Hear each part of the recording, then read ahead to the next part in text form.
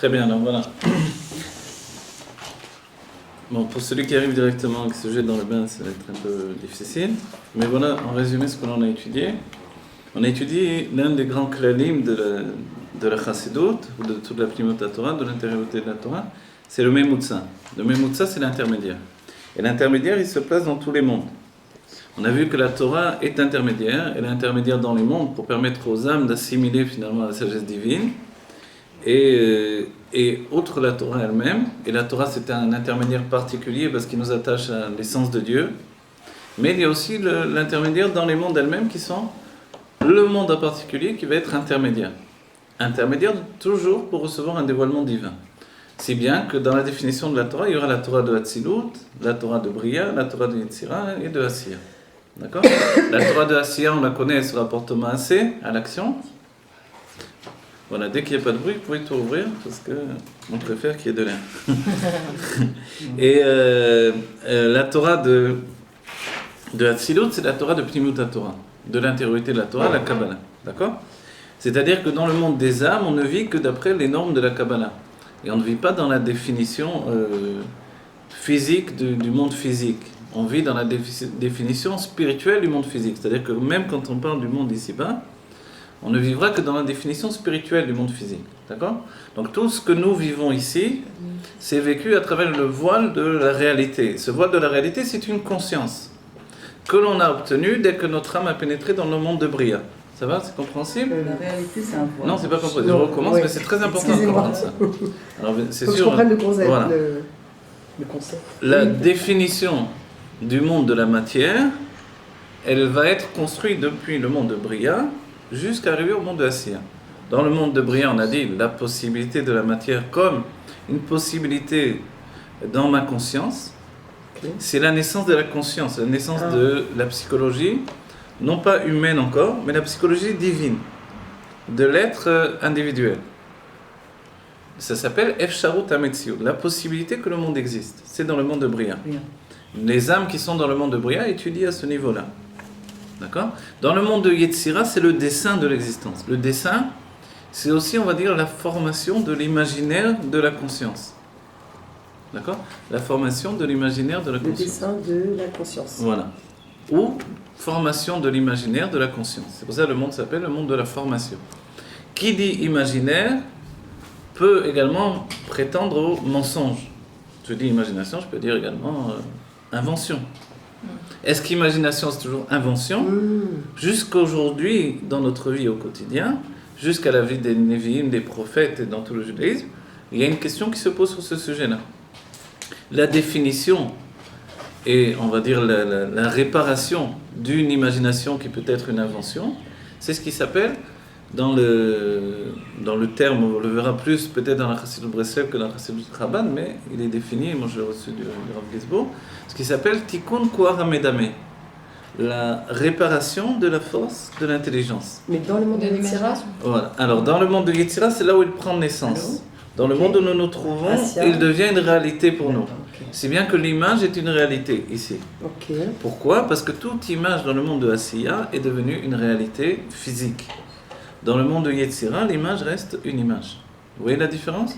Dans le monde de Yetzira, l'image reste une image. Dans le monde de Asiya où nous nous trouvons, l'image devient une réalité physique, organique. D'accord ? Si c'est le mensonge alors, si c'est au niveau pas que de l'imagination mais du mensonge. C'est pour ça que ce monde où nous vivons s'appelle le monde du mensonge. D'accord ?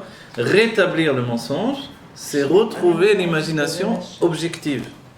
Chez les sages, dans l'introspection des sages du monde de la Gemara, ça s'appelle la force de faire ce qui s'appelle... Attendez, je vais perdre le terme. Gzera Shava. La Gzera Shava de la Torah, qui est un des klalim, une des généralités d'études de la... Il y en a 13 comme ça. Le Gzera Shava, c'est la faculté de rattacher deux mots, éloignés, deux mots qui sont exacts, les mêmes, éloignés dans le texte, éloignés dans le contexte, et qui pourtant peuvent avoir la même définition. C'est-à-dire, pour moi, si je fais ça, ça peut être une totale invention. Mais, quand les sages sont capables de faire ça, et je vais citer l'exemple type, que l'on cite toujours, Maseret Sota, là-bas les sages prennent le mot Sham, Sham ça veut dire là-bas, il est écrit deux fois. à propos de Moshe Rabbeinu. Au moment du Har Sinaï, il est écrit Vayamod Sham, il s'est tenu debout là-bas, sur le Har Sinaï. Tout le monde pensait qu'il est... Le Manaramavet a fait croire qu'il était mort, mais il se tenait avec Dieu, il était vivant. Et à la fin du texte de la Torah, il est écrit Vayamot Sham, il est mort là-bas. Et la Gemara Maselet Sota nous dit Sham, Sham, Gzera Shava. Ça veut dire les deux Sham sont associés dans une même intention, de la même manière que Vayamod, il s'est tenu debout. Ça ressemble, Vayamod, Vayamod. Il s'est tenu debout, Sham, là-bas. Il était vivant, il est revenu du Har Sinaï, il est redescendu avec les Luchot, avec les tables de la loi. Alors, de la même manière, quand il est écrit Vayamot, il est mort, Sham, là-bas, en fait, il n'était pas plus mort que là-bas. Donc, en fait, Moshe Rabbeinu, quand il est écrit qu'il est mort dans la Torah, les sages nous disent Moshe Rabbeinu l'omet. Moshe Rabbeinu n'est pas mort. Parce que de là à là, en fait, il est toujours vivant. Parce qu'on a une Gzera Shava, vous avez compris? Donc une Gzera Shava, c'est prendre un même mot et lui donner la même définition, alors qu'il est dans une phrase tout à fait différente, dans un contexte différent, et quelquefois inverse. Vous voyez? Là-bas, il est écrit Vayamod, donc il s'est tenu debout, donc forcément tout le monde comprend qu'il est vivant. Et là-bas, il est écrit Vayamot, il est mort. Donc non, a priori, c'est plutôt... c'est plus à la verticale, c'est à l'horizontale, donc c'est terminé, il se tient plus debout. Mais les sages nous disent non, là-bas aussi il se tient encore debout. À cause du mot Sham. À cause du mot Sham. Mais pour faire cette Gzera Shava, pour faire ce lien, on a bien compris qu'il n'y a aucune possibilité de le faire, outre un tikkun du Koar HaMedameh. Une réparation. Quand on est dans le monde de Yetzira, pour aller dans le monde d'Assia, on est obligé de Alors passer voilà, par le... dans le monde de Yetzira, à partir du monde de Bria, notre âme s'est trempée dans le monde de Bria, je l'utilise dans ce terme-là, on va dire comme ça. Elle a été saisie par la conscience du monde de Bria, la conscience de l'individu qui prend naissance, mais le monde de l'imaginaire n'existe pas encore. Il y a l'individu qui prend naissance. Souvent on l'a défini comme ça, la naissance de la conscience, oui, ou la conscience de son existence, oui, c'est l'existence. C'est-à-dire que quand on parle souvent d'existence, dans la Chassidoute, ce n'est pas encore l'existence que nous connaissons ici. Quand Dieu a créé le monde, il a créé la conscience du monde de Bria uniquement. Adam Arishon n'avait pas un monde existant comme on le connaît nous. C'est seulement après la faute que ce monde-là existe. Parce que ça, c'est le monde de Asiya, Gashmi, matériel. Donc en fait, nous, notre travail, par l'étude de ces textes-là, c'est de remonter jusqu'au monde de Bria, et depuis le monde de Bria, de pénétrer dans le monde de Hatzilut. D'accord ? Dans la conscience. Voilà, dans la conscience. Retrouver l'instant qui a précédé notre naissance, et notre naissance, c'est la naissance de la conscience. C'est-à-dire, il y avait un moment où on n'avait pas conscience d'exister. Très bien. Si on retrouve ce moment-là, on peut devenir un être de Géoula. Parce qu'on était, voilà, dans Hatzilut, le Rabbi Rayaz dira, Afsiut Ametziut. Il n'y a pas d'existence. Il y a la nature profonde de Dieu qui est exprimée, et les âmes là-bas, parce qu'on est tous venus de Hatzilut, le Tanya le dit, le plus bas du peuple juif et le plus élevé, on vient tous de Hatzilut. D'accord ? Les âmes sont en gestation dans Hatzilut, soit dans la Bina de Hatzilut, le premier et du nom de Dieu, soit dans la Malchut, le dernier et du nom de Dieu, mais on vient tous de Hatzilut. D'accord ? Après, on traverse un écran de séparation, c'est un rideau, comme le rideau, c'est pour ça qu'il y avait un rideau au Beth Amikdash, il y avait même 2 rideaux, d'après un avis. Et ce rideau, ces 2 rideaux, c'est appelé la Parsa, et c'est une continuation du manteau de la Bina, qui devient... C'est comme si Dieu il revêt des Voilà, c'est l'idée que Dieu se revêt de vêtements, c'est tout un sujet. Oui. Le voile en question, c'est la Bina qui se continue. Et ça doit aboutir finalement au Makifin de Bina que l'on étudie dans la Soukha, etc. Mais on va dire, c'est une parenthèse qui n'a pas besoin de comprendre tout de suite. Quoi qu'il en soit, il y a un voile de séparation. Nous passons dans le voile, et le voile fait que dès que l'on passe par ce voile, cet écran, c'est un écran qui nous colle, si c'était physique, ça nous collerait à la peau. Et ça deviendrait notre corps. Vous voyez ? Mais comme c'est spirituel, ça nous colle à l'âme, et ça devient un vêtement qui nous sépare du monde de Hatzilut. Ce vêtement qui nous sépare du monde de Hatzilut donne la naissance de la conscience. Dès ce moment-là, on commence à exister. C'est pour ça qu'Adam Arishon, qui était à ce niveau-là, peut correspondre avec et dialoguer avec le Nachash. Le Nachash, c'est la psychologie naissante dans l'individu qui se projette vers l'autre. C'est-à-dire, au départ, il est lui-même Yemin et Smol, masculin et féminin, ce qui se traduit Mashpia et Mekabel. Donc j'ai mes propres influences et je reçois mes influences. Donc j'ai besoin de personne et j'ai aucun problème de l'âme. Je vis de manière harmonieuse avec moi-même. Donc il était Adam et Chava, Dieu les a créés comme ça. Dès le moment où il s'est projeté vers une conscience extérieure, qui n'existait pas parce qu'il n'y avait personne autre que lui. Alors dès ce moment-là, c'est l'apparition de Chava. C'est la définition de deux partsoufim, deux structures distinctes. Dès qu'il y a deux structures distinctes, commence le problème psychologique. Et le problème psychologique apparaît dans la Torah par l'expression du nachash. Le nachash qui veut dire les nachesh. Deviner. Deviner, ça nous rapporte à l'imagination. Dès le moment où on commence à deviner, on se projette dans le monde de Yetzira. Yetzira, c'est aussi le terme de Yetzer Hara aussi. Vous voyez ? Yetzer Tov, Yetzer Hara. Yetzer Tov, Adam Arishon, Yetzer Hara, le nachash. Et maintenant, la rencontre des deux, ça va occasionner une union qui va donner naissance à Adam de Asiya.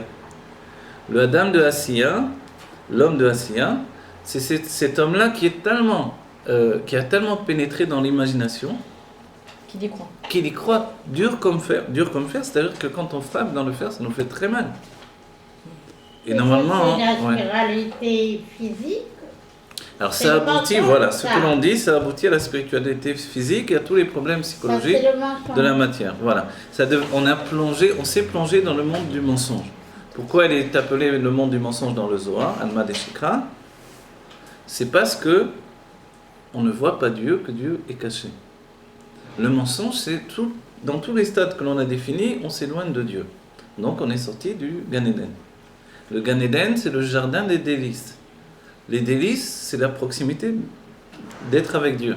Dans la Géoula, on revient au jardin des délices et on a le délice lui-même. On a le Eden, non plus seulement le jardin. D'accord ? Donc en fait, tout ce travail, il faut le remonter en marche arrière. Et c'est ce que l'on fait par l'étude de la Chassidoute. Aussi bien le fait d'étudier ce sujet-là, mais le fait nous-mêmes de provoquer en nous ce retour en arrière. Ça va, vous avez compris, c'est bon ? Hier, j'ai vu une émission scientifique qui s'appelait « Est-ce que la réalité est vraie ou un mensonge ?» Et ils disaient les scientifiques qui sont arrivés. Ils sont arrivés à ces conclusions, effectivement. Il n'y a pas vraiment de réalité, tout est illusion et mensonge. Voilà, c'est une réalité subjective totalement. Voilà. Depuis la science quantique, on est mort. La science quantique, alors on pense déjà comme ça. Mais ce qui est incroyable, c'est que c'est aujourd'hui tous les autres nations qui nous amènent exactement les réponses pour savoir exactement ce qui nous attend dans l'évolution. Ils ont expliqué c'est quoi la Kutsatader. Ah oui? Ah oui, ben voilà. Qu'il y a dans le... On peut passer par des tunnels. Mais là, des tunnels temporels, etc. Oui, oui. Effectivement. Et tout ça, on le trouve dans la Torah, effectivement, auparavant. Alors, la citation qu'il y a à Jérusalem, là, ça nous laisse imaginer qu'ils sont dans leur dernier... Mais panique. Bon, voilà. Alors nous, on doit vouloir que par notre étude, on provoque la Géoula de la Fumia de Mamas. Donc maintenant, ce livre qu'on étudie, c'est peut-être le plus grand livre du judaïsme au final. C'est la merveille des merveilles dans la Chassidut Rabbah. Elle rapporte tous les enseignements de la Kabbalah de manière intellectuelle et, on va dire, psychologique également. Voilà. C'est pour ça qu'on essaie de le donner de manière le plus psychologique possible. Si on a compris tout ce qu'on a dit, on revient au texte même qui nous dit que le Memutsa de Hatzilut, alors il y avait une grande question sur le fait qu'il est dit Chokhmah me'ain tematse, la Chokhmah, la sagesse, elle provient du Ain, du néant. Le néant, comment le néant peut exister? En fait, le néant, c'est un niveau supérieur qui n'est pas, comment on va dire, qui n'est pas intégré dans notre compréhension intellectuelle. S'il n'est pas intégré dans notre compréhension intellectuelle, ce néant, finalement, qu'est-ce qu'il est? Il est un néant de définition. Je pense, déjà je pense deux fois et après on va attendre un peu que tout le monde se mette en place. Bienvenue, des bonnes nouvelles, que Dieu nous bénisse, de la Géoula, mais tu vas acheter un terrain humain.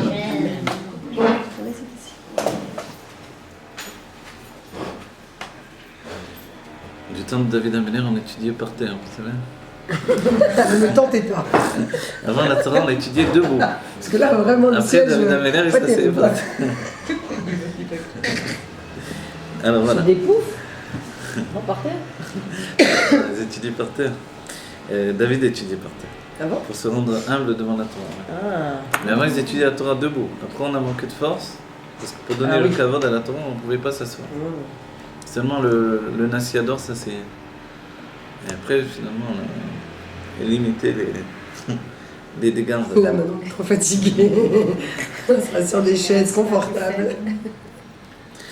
Alors voilà, d'accord, on est arrivé au sujet du Memutza de Hatzilut. L'intermédiaire c'est Hatzilut. Regardez dans le texte, on a fait le Kitsur. On va prendre le texte directement et on réintégrera finalement. Qu'est-ce que vous voulez dire?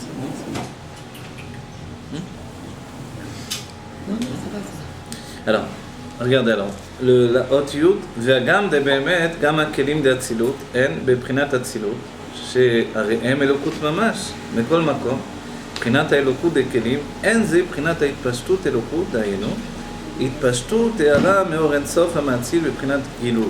כי אם, מה שבא בבחינת הבדלה וריחוק. Voilà, vous avez tout compris? Presque. Amen. והגם דבאמת. Vous vous rappelez, le Kitsur, il a traité sur le fait que il est dit Chokma me'ain tematse, la Chokma elle provient du néant. Donc si Chokma me'ain tematse, c'est justement la définition du monde de Hatzilut lui-même. Avant Hatzilut, il y a ce qui s'appelle le Ain. Le Ain, c'est le Keter. Le Keter, c'est ce qui est insondé, inapprochable, insaisissable, c'est l'inconscient pour nous. D'accord? Et pourtant, ça existe. On ne peut pas dire que l'inconscient n'existe pas. On ne peut pas dire que tout commence à partir de l'apparition de ma compréhension. Attends, le Keter, c'est l'inconscient. Le Keter, de manière psychologique, ça devient notre inconscient. Pourquoi vous dites que... Pourquoi il est appelé Ein? Non, vous avez dit pourquoi on le ressent. Pourquoi on n'est pas conscient, pourquoi... Non, alors, il est inconscient, donc on n'est pas conscient du Keter, mais ce n'est pas pour autant qu'il n'existe pas. Il existe. Ah oui. Il existe de manière inconsciente. La même définition, ça c'est un exemple pour comprendre que quand on dit le Ein, c'est quelque chose qui existe, mais qui n'existe pas de manière intériorisée. Voilà. Donc pour nous, ça veut dire consciente.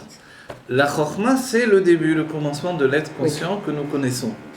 La Chokhmah divine, c'est un état de dévoilement divin qui est en relation avec notre sagesse à nous. C'est-à-dire, notre sagesse humaine, c'est le début de l'intelligence. Chacun de nous, nous recevons notre sagesse, évidemment de Dieu, mais par l'intermédiaire du Père. La Bina, le dévoilement qui va se faire ensuite dans le côté gauche du cerveau, c'est quelque chose qui nous est transmis par notre mère. Donc la réflexion, la faculté de développer cette sagesse, qui vient de Dieu évidemment, qui est une partie de l'âme, va être en possibilité transmise par la mère. D'accord? Et ainsi de suite, finalement le dat, c'est la fusion des deux notions, et ça va être l'équilibre de l'être, sa faculté de descendre tout en bas et de monter tout en haut. Les mala aden sof ou les mata aden tachlit. Tout en bas, tout en haut jusqu'à l'infini, c'est les termes du Batelegani du Rabbi, et tout en bas jusqu'à même sans qu'il n'y ait plus aucune raison. Je descends sans qu'il n'y ait plus aucune raison de descendre, pour faire des rabat tartonim. Est-ce que le Aïn c'est une création Non, le Aïn n'est pas une création, il est un état d'émanation. C'est ce qu'on a appris. La différence entre création et émanation, parce qu'il y a le monde de l'émanation, qui est le dernier monde de l'émanation des mondes. L'émanation, ça veut dire que ce n'est pas c'est l'influence. Voilà, une influence continue sans qu'il y ait de coupure avec la source première, avec le Maor, le luminaire. D'accord? C'est ça, émanation. C'est pour ça que l'on doit retourner à ce monde de l'émanation. Ça précède la naissance. Avant d'être né, pour nous, avant que l'enfant existe, où est-ce qu'il était? Il était dans l'émanation. Vous voyez? Voilà. Dans Hatzilut. Ça veut dire que l'émanation de la compréhension qu'on peut avoir de quelque chose nous provient de Hatzilut et continue encore à influencer. Voilà, elle continue, elle s'habille dans Bria, elle prend une possibilité intellectuelle, un développement même intellectuel, c'est la Bina. Elle rentre dans Yitzira, elle s'habille dans les sentiments, et elle pénètre dans Asiya, elle devient une réalité dans l'action. Voilà, dans le macro de Asiya. Voilà. Et tout ça, tout ce cycle de construction, nous, notre travail, c'est toujours de remonter à rebours, comme l'est dit dans un Yom Yom. Dieu, on avait terminé même le cours la dernière fois avec ça. Dieu, il fait ce qu'il appelle Yesh Mi Ain. Donc il prend du Ain, du néant dans notre perception, et il en fait du Yesh, de l'existence. Le Yesh, le premier Yesh en question, c'est déjà la Chokhmah. Et puis la Bina, c'est l'apparition du Yesh en vérité. Et nous, on prend le Yesh et on le fait remonter à sa source. Voilà, et nous, on prend le Yesh, on en fait du Ain. Voilà. Et nous, dans notre âme, c'est essentiel. Celui qui ne fait pas ce travail-là, forcément, il n'est pas encore en phase de préparation pnémite à la Géoula. C'est l'une des phases de l'Ekabel Pnei Mashiach Tzidkenu. Recevoir la phase du Mashiach, c'est faire ce travail-là.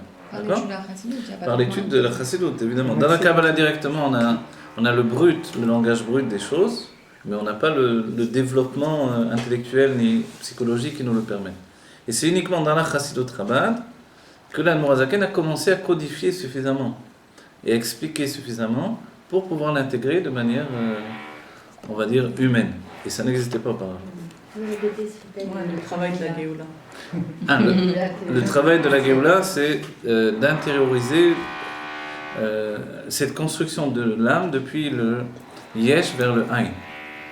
Donc depuis le monde de Asiya Gashmi, qui est une réalité absolue, Asiya, le monde de l'action où nous nous trouvons, matériel, qui est une réalité absolue, et on doit remonter à rebours, découvrir, retrouver le monde du Yetzira, qui est l'image, qui sous-entend l'imaginaire également, puisque dans la Géoula, n'oubliez pas, il est dit Aïnou kecholmim. On va tout à coup se réveiller d'un cauchemar. On va dire j'ai fait un cauchemar terrible, c'est que ça s'appelait l'exil. Bon, on va se rendre compte qu'on est en train de dormir, puisqu'un homme qui dort, toutes ses facultés sont endormies. Donc en fait, nos facultés, notre esprit ne fonctionne pas normalement. Nos sentiments sont embrouillés. Tout ça, c'est parce que c'est le sommeil. On est dans une phase de sommeil, et puis, voilà, d'après les définitions de Rebbeim, on est tellement dans le sommeil qu'aujourd'hui, on est dans un coma profond. C'est comme ça, c'est vraiment dans un coma profond. Et encore, ceux qui sont dans le coma, ils montent dans les mondes divins, mais nous, on est cloués au sol, dans un coma profond, totalement, voilà. Donc pour nous réveiller, il a fallu une âme particulière, il a fallu le rabbi de notre génération, le rabbi Melech Mashiach, qui a fait avec une telle puissance que ça n'existait pas dans les siècles précédents.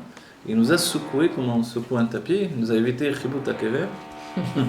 Chibut HaKever, c'est quand les anges secouent une personne qui est trop attachée au monde matériel. Et pour sortir son âme du corps, les anges vont le retourner dans la tombe et vont le frapper comme on frappe un tapis pour que l'âme réussisse à sortir du corps. Ouais, c'est ça, c'est ça. Parce que forcément, on s'attache tellement au corps au plaisir matériel, on n'arrive plus à lâcher notre corps. Ouais. On ne veut pas partir. Alors les anges, ils sont obligés de nous frapper, de nous secouer dans tous les sens. Pour libérer la voilà. Et pour se préserver de ça, alors il est dit dans les Yom Yom de lire des Mishnayot Baal Peh, de lire des Mishnayot par cœur, du Tanya par cœur.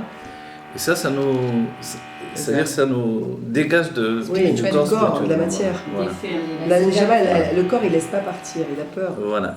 Et donc, quand on étudie des choses spirituelles et qu'on les raffine dans notre intellect et qu'on les comprend, alors on se dégage de cet enfermement.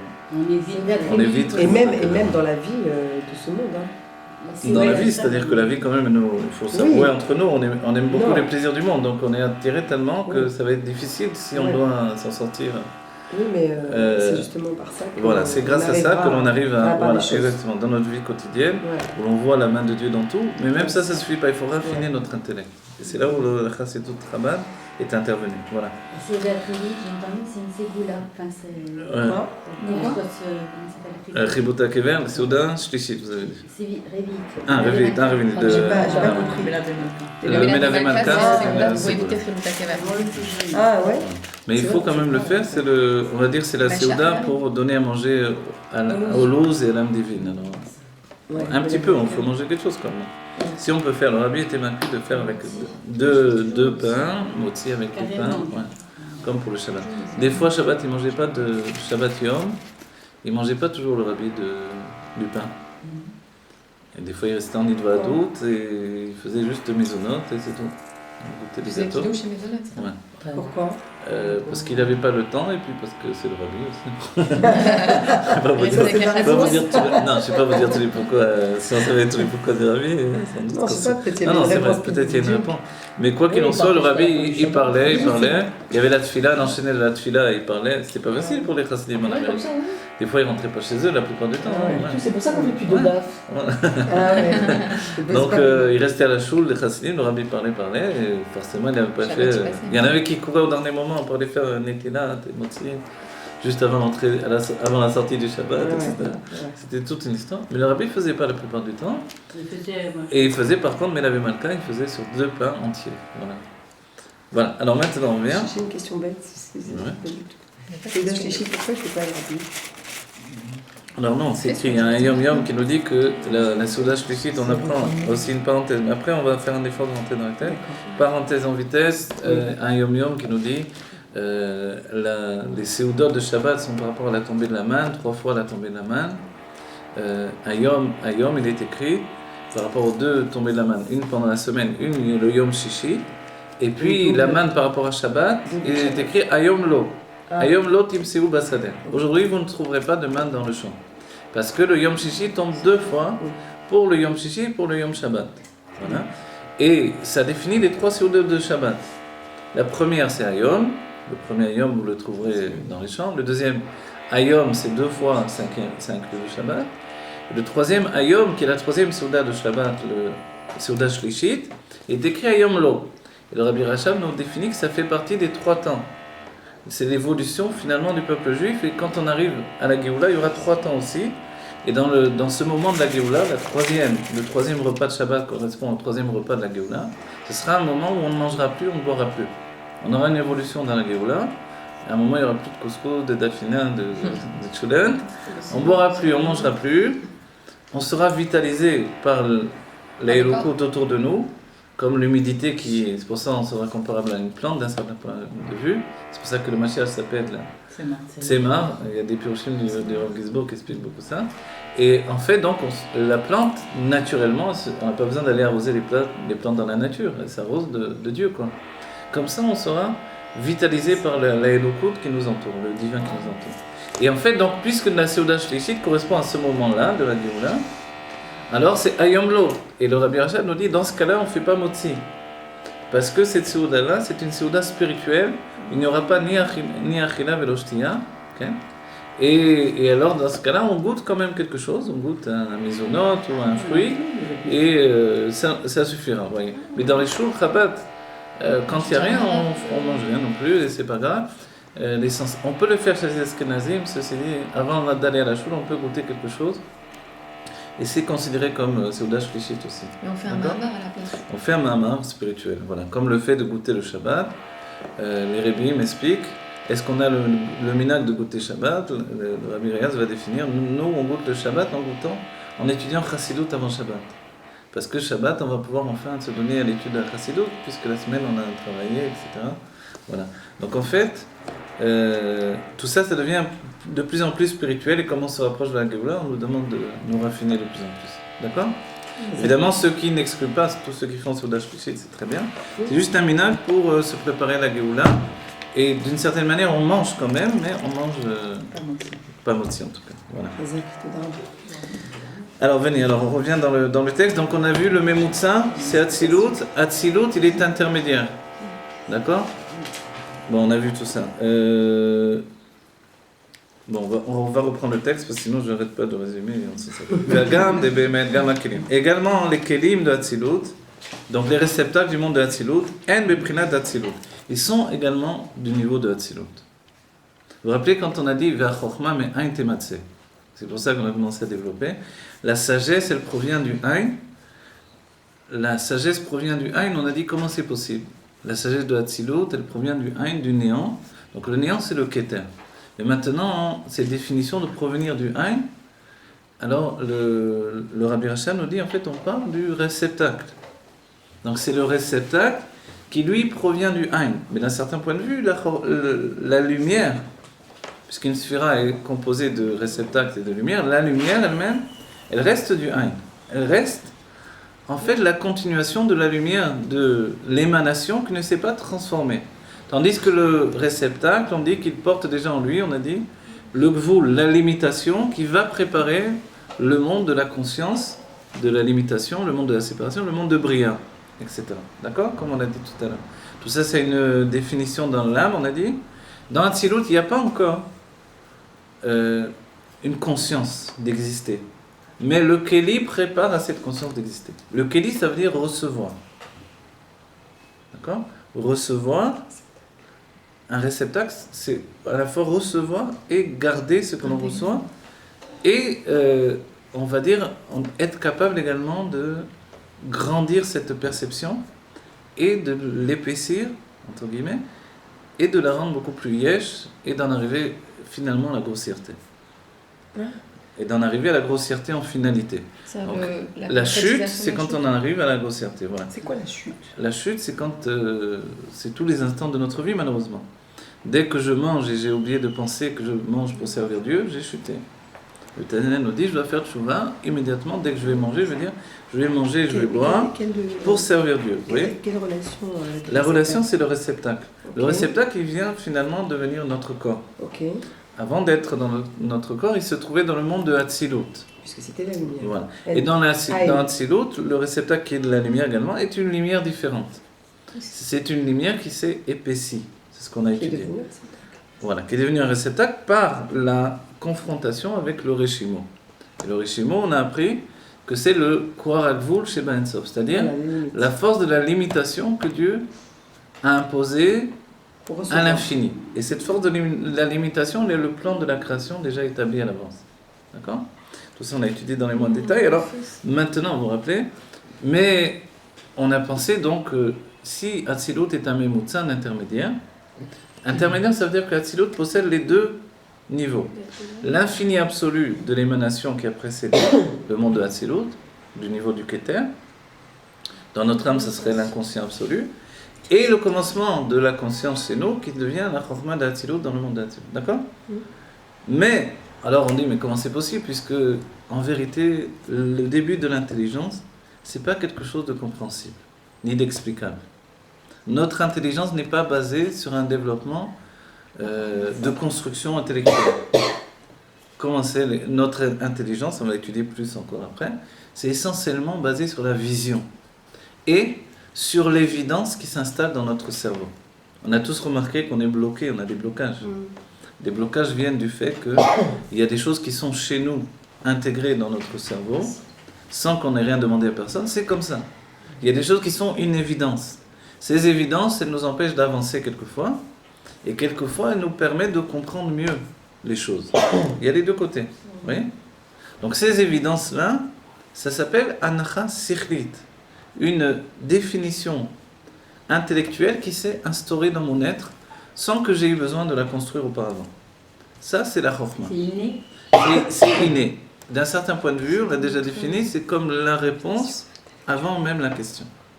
Donc dans le judaïsme, de la même manière qu'Adam Arishon était parfait et ensuite on régresse, de la même manière, il y a la Chokhmah qui est la réponse et ensuite seulement la réponse va donner naissance à la question. La Chokhmah va enfanter la Bina, la réflexion. Vous voyez ? Comme Adam Arishon a enfanté Chava, alors lui il représente la réponse, il est la réponse à tout finalement.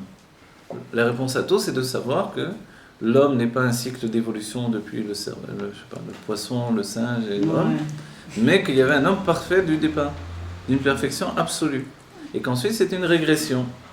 Alors on peut comprendre qu'il y a dans le monde des hommes qui étaient plus petits, plus ressemblants aux singes, etc., que ça existe toujours aujourd'hui en réalité. Oui. Pourquoi on ne descend pas tous de Parce qu'il y a une régression et que les sages nous le disent déjà. Les sages n'ont pas attendu Darwin pour dire que, comparativement à Adam Arishon, on ressemble à des singes. Donc il y avait déjà la notion. Pourquoi le singe ? Parce qu'il est intermédiaire entre l'homme et les animaux. Seulement, c'est un intermédiaire figé.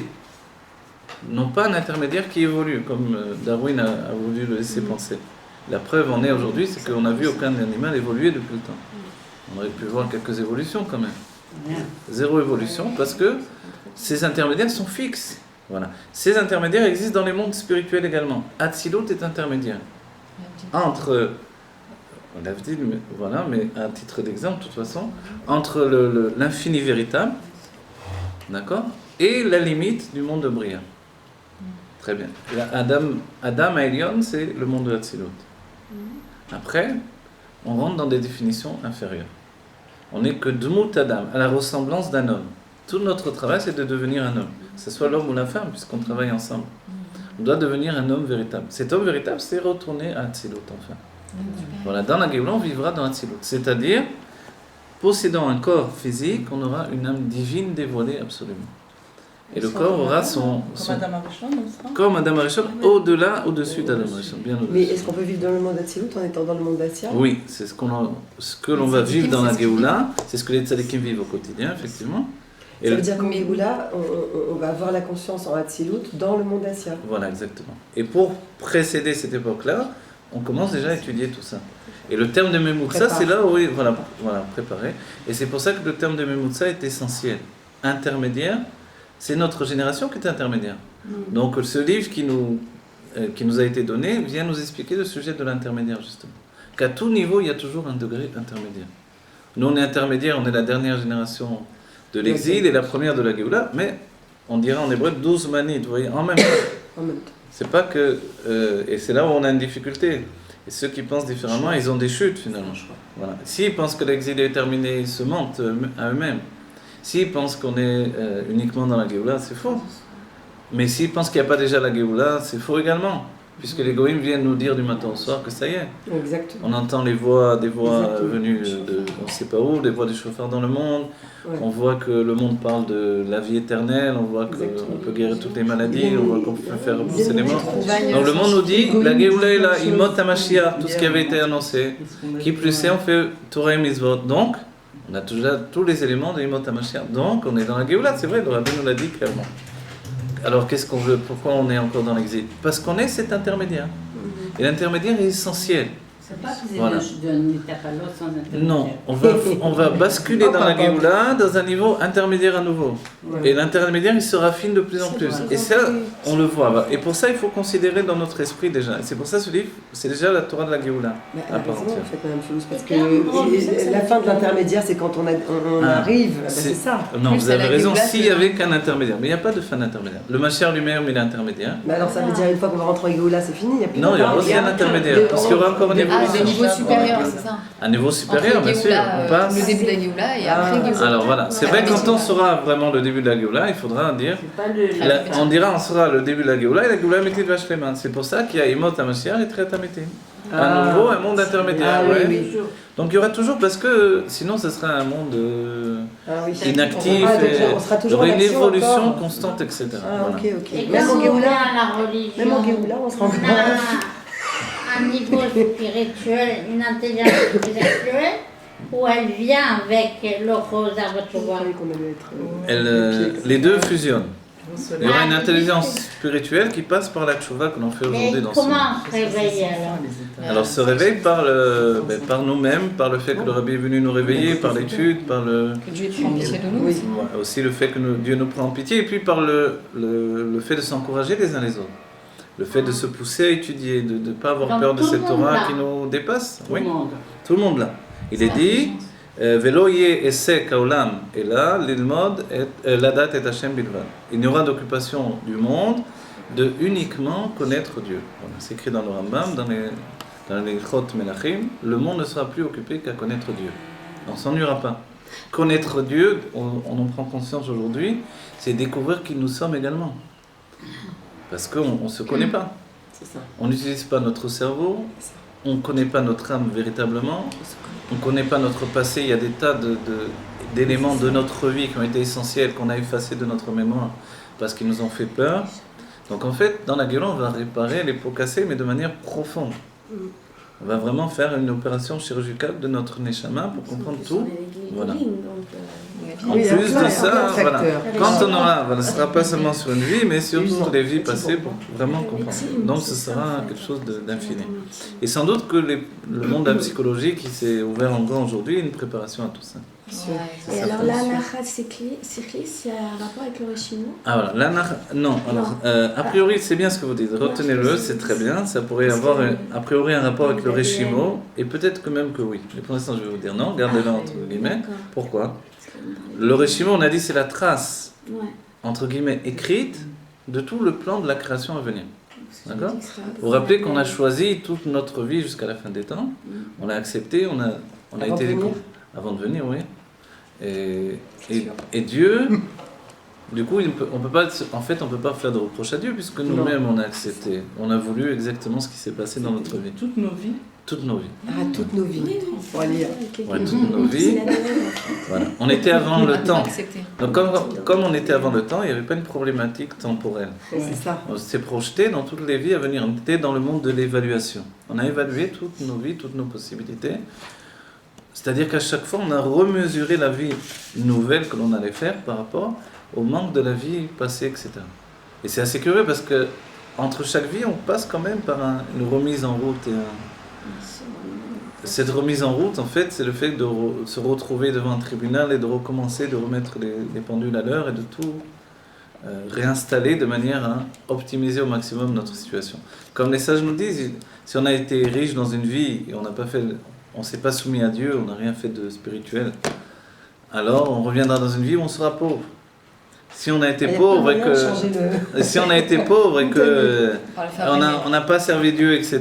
non plus, alors on va revenir, on va dire alors qu'est-ce que tu veux dans ce cas-là? Alors ni riche ni pauvre entre les deux, etc. On va moduler les choses sans arrêt. De nous-mêmes, jamais en fait, on dit kofim lo, on l'oblige jusqu'à ce qu'il dise j'accepte. C'est-à-dire au bout du compte, on comprend bien ce qui est bon pour nous-mêmes, mais quand on est dans le monde de la vérité, on n'a plus envie de descendre ici. Parce qu'on a trop peur de gâcher à nouveau. Mais on est des acteurs, on n'est pas juste des figurants. Donc inconsciemment, on sait pourquoi on est là. Inconsciemment, on sait absolument pourquoi on est là. C'est exactement la réparation qu'on doit faire, plus ou moins. Exactement. Mais est-ce qu'on peut changer le décret?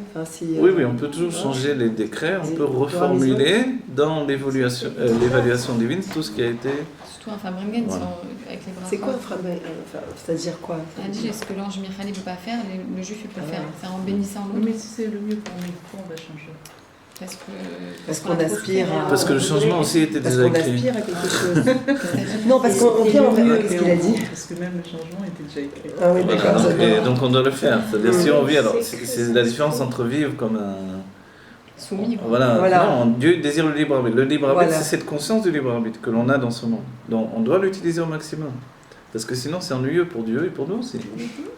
Alors, c'est vécu comme une frustration. Voilà, après, on ne peut pas vivre ta mission, comme elle une peut être plante. vécue comme une frustration. Voilà. On doit vivre vraiment avec la chayou de la vitalité. La plante verte, c'est pas pour tout de suite. Non. Voilà. Maintenant, alors, quand on a vu tout ça, l'idée de Hatzilut qui est intermédiaire, ce qu'on avait défini, comment Hatzilut peut être intermédiaire, c'est-à-dire que dans Hatzilut, il y a à la fois le Ain et le Yesh.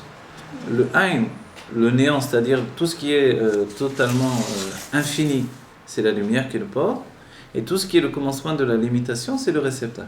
D'accord? Donc on avait terminé plus ou moins dans cet état d'esprit-là. En plus, on avait rajouté des éléments que le Kli avait une source différente de la lumière. La source du Kli, c'est le Reshimo. C'est le plus divin du Yesh. Voilà, c'est-à-dire qu'aujourd'hui, comprenez bien aussi, quand on dit ça, si je fais découler de ces paroles-là une compréhension sur mon état à moi, mon corps provient du Reshimo. Ça veut dire que si mon corps est lourd, il n'est pas suffisamment raffiné, il me fatigue, il m'empêche de courir à Torah et Mitzvot, il n'a pas envie... Vous voyez? Mon cerveau a des blocages, tout ça, ça vient du Reshimo. D'accord? La lumière, c'est mon âme, la vitalité. C'est quoi le Reshimo, c'est la trace, le plan de la création, donc la création existe. En moi? En nous, aussi bien qu'à la source de tout, avant que les mondes ne soient créés. Ça s'appelle Reshimo, en hébreu, ça veut dire Reshima, c'est une trace. On sent que notre corps est lourd, etc. Oui. Ça vient du plan qui est sur nous. Voilà, du fait que notre corps est il est une définition venue, née du Reshimo lui-même, par le Kli de Hatzilut. D'accord? Et en vérité, nous provenons ensuite des Kelim de Hatzilut. D'accord? On reprend le texte et on va réintégrer tout ça dans le texte. Voilà. Le fait d'avoir réglé la situation, la problématique, de dire que d'où provient la limite alors, on a découvert que la limite provenait du Kli, tandis que l'infini était porté par la lumière. Donc pour nous, le corps c'est la limite et l'âme c'est l'infini. Dans le monde de Hatzilut, c'est comme ça qu'on a réglé le problème de cet intermédiaire qui va entraîner des mondes de la séparation, des mondes où la limitation va tellement s'implanter qu'elle va être une existence absolue. Donc la naissance des mondes que l'on connaît nous. D'accord? Alors, donc c'était bien réglé quand on disait, voilà, le hors spirituel infini, le Kli matériel fini, tout commence comme ça, et voilà. Mais il nous dit quand même, il y a quand même une problématique, c'est quoi? C'est que dans le monde de Hatzilut, le monde de l'émanation, même les réceptacles sont de la Elokut Mamash. Les réceptacles sont aussi du divin, totalement. Mais kol makom prinat Elokut de kelim en ze beprinat itpashtut Elokut. Mais le niveau du divin qui est dans les kelim, ce n'est pas dans un niveau de divin qui se répand. Et c'est la différence. Si on traduit dans l'âme, l'âme se répand, le corps reste dans un endroit fixe, limité. Vous voyez? Comme on a dit, quand l'âme se retire du corps, le corps reste quand même là. Donc il existe dans un endroit. Cette définition d'exister dans un endroit, c'est la notion de makom que le corps porte en lui. Makom, l'endroit, qui lui vient du Reshimo. Le Reshimo, d'un certain point de vue, il est le makom avant le makom. L'endroit du monde avant que le monde existe. Donc en fait, l'immobilité de notre être vient du Kli. Et le Kli, il n'est pas donc l'âme qui se répand, il n'est pas la lumière qui se répand. Dayenu, Ait Pashtut et Ara Torensof, et Ara Meor Ensof Amatzil, Beprinat Gilouy. C'est-à-dire que dans le Or, il y a la lumière infinie qui se répand de manière dévoilée. Mais dans le Kli, on n'a pas cet aspect-là de la chose. Au contraire, tout son travail, c'est de limiter et de voiler la lumière infinie. Et en fait, lui, on a dit que sa naissance, elle était totalement dans un niveau de Avdala, de séparation. Et Rechouk, alors Avdala, il y a deux sens. Quand on dit l'Avdil, c'est aussi séparé. Rechouk, c'est éloignement. Vous vous rappelez? Le Kli ne sait pas qui lui a donné naissance. Et l'aspect, on va dire, psychologique d'un être qui ne sait pas qui lui a donné naissance fait qu'il devient son propre créateur. Ça va aboutir chez Pharaon va dire Metsioto miatzmuto. Vous voyez? Il est écrit dans le Sefer Yecheskel. Yecheskel Anavi parle de Pharaon. Il dit Ani Yeori Vani Asitini. Je suis le Nil et je me suis fait moi-même. C'est comme ça que Pharaon pensait. Et nous, on rigole bien de dire... Et comment ça se fait? Excusez-moi, alors, en fait, la définition que dira le Rabbi, c'est que nous aussi, on a cette pensée-là dans notre corps. Dans le corps, le corps il a cette conscience de s'être fait lui-même. Si on remonte, voilà. Parce qu'en fait, dès que les parents lui ont donné naissance, il est séparé. Voilà, il est indépendant. Et on coupe le cordon ombilical, on coupe le dernier lien qui le relissait de manière... relié de manière directe avec la mère. Dans les mondes spirituels, le Kli, il est totalement créé de manière éloignée. C'est comme si on donne naissance et on jette l'enfant que Dieu préserve. Donc l'enfant ne sait pas du tout qui est qui est sa mère. Et à aucun moment il cherche à savoir. Alors ça c'est une bonne question. Voilà, c'est une bonne question. C'est vrai qu'il faut l'intégrer, effectivement. Ça, il cherche pas toujours de sa source, d'où il provient. Non, mais même il a besoin de savoir d'où il vient. Alors voilà, si c'est psychologiquement dans un être ici-bas, effectivement, quelqu'un qui est né et qui ne sait pas qui sont ses parents, il va passer toute sa vie à chercher qui sont ses parents. Il est né sous X. Quand ils ont 18 ans, ils commencent à chercher leurs parents. Oui, bien sûr. Ou kemo nitzot avdala, ou kemo nitzot anivdal, mina avuka, et comme une étincelle. Oui, je vais dire. Kemo nitzot anivdal, mina avuka, comme une étincelle qui s'est séparée d'une torche. Il y avait une flamme, une grande torche, et maintenant il y a une étincelle qui s'est séparée de cette flamme. Veno meir kemo la'av avuka shemeir. Maintenant cette étincelle, elle brille pas comme la flamme qui est le bris de tout son feu. Ou kemochen. Donc le Kli, comme il est séparé de sa source, il ne brille pas comme sa source. Alors, voilà. Kemochen. Prinat hakelim she'en elokut mamash she'ne'etzal miprinat atzmut or ensof miprinat koar hagvul shebo. Et de cette manière-là, les réceptacles, qui sont en réalité du divin réellement, mais c'est du divin chez Neetzal. Neetzal, vous vous rappelez, ça veut dire un niveau de divin qui a émané Miprinat Atzmut or Ensof, depuis le niveau de l'essence de la lumière infinie, Miprinat Koar Hagvul Shebo, depuis le niveau de Koar Hagvul. Koar Hagvul, la force de la limitation. On a dit c'est le Kli, le Reshimo, pardon. Le Reshimo, il va donner naissance au Kli, au réceptacle, de manière séparée. Et cette notion de séparation est il y a deux notions qui font que le Kli est Kli. Un, parce qu'il est né de cette manière-là, même si la naissance provient également, on a dit, de la lumière. S'il n'y a pas de lumière, il n'y a pas de Kli non plus. Donc il a fallu que la lumière intervienne. Il fallait du masculin et du féminin. Une force influente et une force qui est gérante, on va dire, qui va gérer cette influence. La force qui gère l'influence, c'est le Reshimo, parce qu'elle sait où entraîner cette influence. Vous comprenez, ça c'est important également. C'est que le Or ne sait pas où entraîner l'influence. Tout ce qu'il sait, c'est influencer. Influencer du divin. Et le Kli, de par sa source, va lui dire quoi faire de ce divin. Vous comprenez ? Et de cette manière-là, le monde devient un monde créé. Un monde où la lumière s'investit dans des réceptacles. Et d'où le Kli porte en lui la faculté de savoir ce qu'il faut faire de la lumière, c'est parce qu'il provient du Reshimo qui était le plan de la création. Voilà. Mais le plan de la création l'a éjecté. Pourquoi ? Pour que le Kli puisse recréer de notre manière à nous, pour que l'on puisse nous-mêmes avoir un libre arbitre, ou une sensation de libre arbitre. On a été séparés de la source de notre création. Vous voyez ?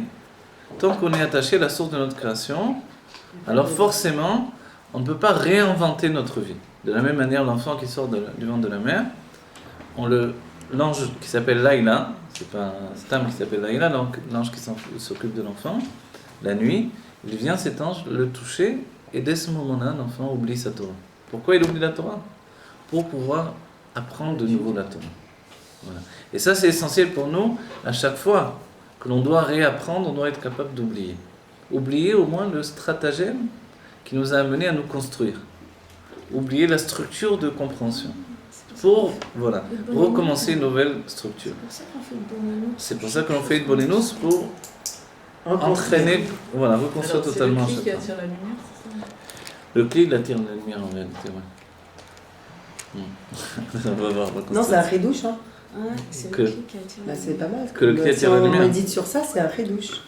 Oui, vous avez raison, bien sûr, c'est un redouche. Alors qu'il parle en parce que dessous de la souvent, lumière. on attend la lumière pour faire le C'est la Kli. lumière qui influence. Alors que si on crée le Kli, c'est ça qui attire la lumière. Ouais. Ah oui. Donc c'est le Kli qui attire la lumière. Oui, on va le donner comme exemple ici. C'est un Le malin. fait d'étudier, c'est-à-dire nombreux pensent que c'est trop difficile ça. Même chez Chabad, nombreux pensent que ce texte est trop difficile à étudier. D'accord ? Mais dans ce que l'on vient de dire, c'est le Kli qui attire la lumière. Ça veut dire, c'est parce qu'on l'étudie qu'on va avoir la compréhension de cette étude. Vous voyez ?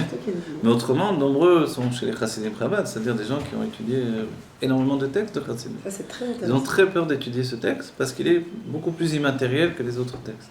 Ils nous projettent déjà dans une conscience de Géoula. Et comme on s'attache au monde matériel, c'est plus difficile effectivement. Alors, c'est pour ça qu'on enregistre comme ça les encourage. Mais à la fois HPA et Mekabel.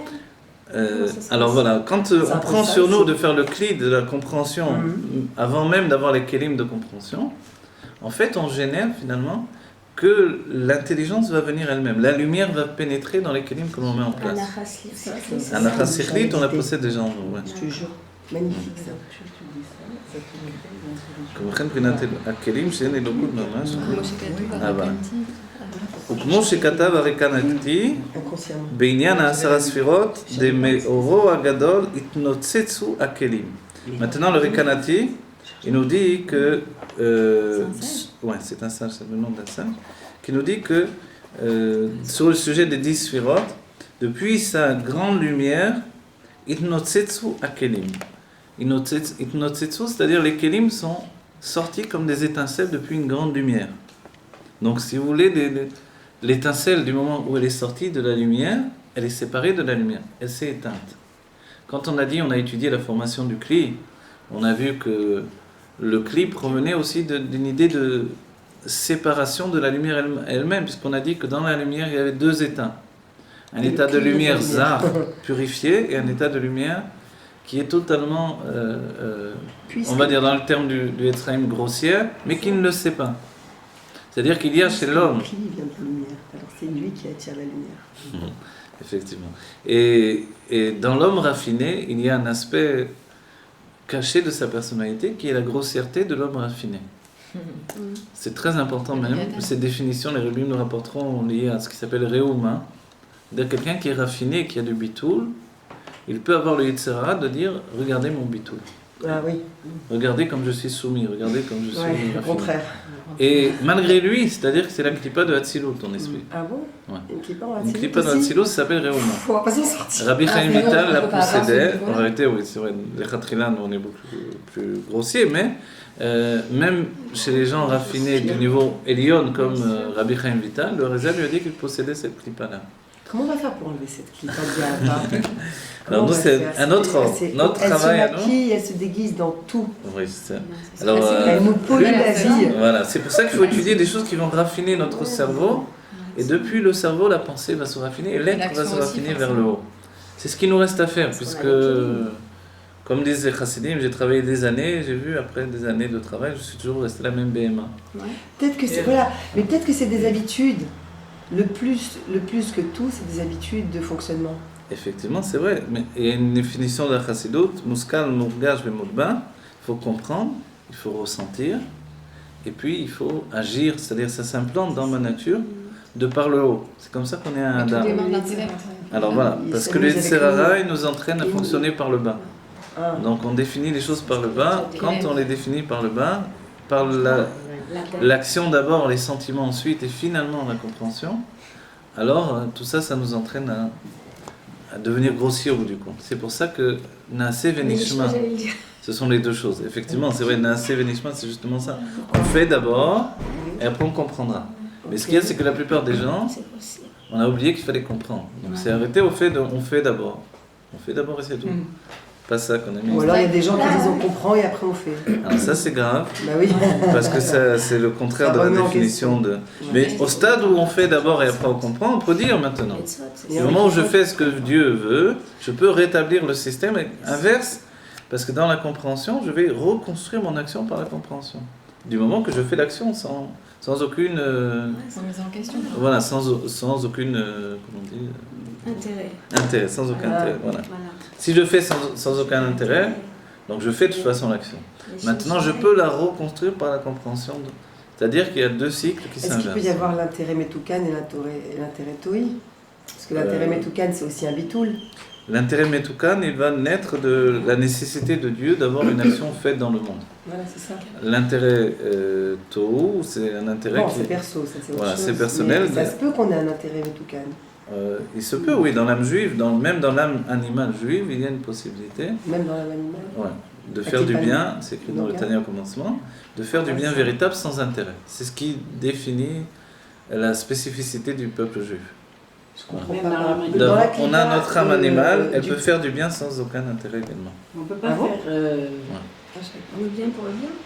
Les goïms ne peuvent pas atteindre ce niveau-là. pas. Dans l'âme animale, je savais pas que dans l'âme animale, il y avait Oui, du c'est le bien. commencement de... bien sûr, l'âme animale, Enfin- l'âme animale n'est pas du mal. Non, ça veut dire. Ouais. L'âme animale, c'est une définition parvée des choses. C'est un désir d'avoir du plaisir, c'est tout. Mhm. Donc ce désir d'avoir du plaisir, il faut comme il est dirigé vers le monde matériel, il se gorge du monde matériel et ça devient du mal. Mais s'il Ok. trouve du Ça plaisir devient dans des- la éloquente, alors il va s'investir. Voilà, notre travail à nous, par exemple, quand on étudie ça, Ouais, c'est elle peut suffisamment s'oublier, ça veut dire. l'étudier Même pas avec s'oublier, ressentir suffisamment un de calme. chaleur, Ah, Plus que dans le monde mais dans le matériel. corps. Oui. Un tanouk dans Oui. le corps. en arriver à avoir un Du tanouk divin. même. Ça veut dire que parce qu'il passe par la Neshama Elokit, alors après, ça s'imprègne dans le corps, tu le Voilà, ressens. Dans le corps, Dans le la corps. éloquente. C'est ça, j'arrive pas à tout le voir. but de la venue au monde, c'est ça. Et dans la Chassidut, on dit tout le temps, le but, c'est de l'étaken et à Neshama Avehamit et le corps. Ouais. C'est pas Le pour la corps, parce divine, qu'on va le raffiner dans le Et Torah, parfait. dans Torah et Ah oui. Mitzvot, dans l'accomplissement des Mitzvot, et la Nefesh Abahamit, parce qu'elle va donner son feu pour le service de Dieu. C'est le moteur. C'est pas la Neshama qui donne son feu, c'est le corps. Non, la Neshama n'a pas de feu. Ah, elle n'a pas de feu. C'est Ah ça, oui, il oui. y a un maman de Rabbi Ryan qui Ah oui, l'explique. oui. La Neshama J'ai n'a compris. pas de feu, elle est de la nature de l'eau. Eh oui. Pour ça, elle a une D'accord. nature de... Elle grandit le plaisir aussi. C'est-à-dire que la Neshama, quand elle rentre en nous, l'infini de la Neshama va grandir le désir également que j'ai. Mais comme on ne sait pas où retourner ce désir, si on n'a pas de définition de désir, on va le retourner vers le monde matériel. Et ça devient l'âme animale. Du feu. Voilà. Donc notre travail, c'est de prendre le feu de l'âme animale et de le donner à l'âme divine. Bien fait. Et ça lui rajoute quelque chose qu'elle n'avait pas, parce qu'elle n'est pas venue pour rien non plus. Magnifique. Elle vient pas pour se réparer, mais elle gagne au bout du compte ce feu nouveau qu'elle ne possédait pas. Et le Rabbi Raz dira, mais entre-temps, elle a chuté. C'est nouveau. Entre les deux, elle a chuté. L'âme divine a chuté à Ah. cause du feu qui était, Alors, concrètement, ça veut voilà, quoi quelque chose qui était beaucoup plus fort que sa propre force à elle. Attendez. Alors vous dites. On peut répéter ça? Alors attendez. L'âme Vous dites que divine le feu va chuter à chuté, cause du feu de l'âme animale. Pourquoi? C'est-à-dire, on voit bien, depuis qu'on est enfant, on mange, on boit, on dort, on joue, on profite, etc. Donc forcément, tout ça, ça a créé l'âme animale. C'est une âme, comment elle peut être animale? Parce qu'au lieu d'être une âme naturelle, nefesh hativit, elle s'est tellement gorgée de plaisir qu'elle est devenue comme un animal. D'accord? L'animal, il a toujours la tête vers le bas. Donc si on a la tête uniquement vers les plaisirs du monde, on est appelé une âme animale. Ok, maintenant disons que cette âme animale, c'est le véhicule pour aller faire... Alors voilà, au facteur maintenant, mitzvot, quand je veux étudier également, si je commence à éprouver du plaisir dans l'étude, je vais entraîner le feu de l'âme animale et je vais le faire pénétrer dans l'âme divine, par l'intermédiaire de l'âme intellectuelle, qui est un niveau supérieur de l'âme animale. Ok, oui. Et cette âme intellectuelle est intermédiaire, et elle va prendre maintenant le feu de l'âme animale et l'intégrer dans la compréhension, et comme ça apporter une nouveauté à l'âme divine elle-même. Alors moi ce que je n'ai pas compris, c'est par rapport à quel moment la L'âme Neshama Elokit, elle chute.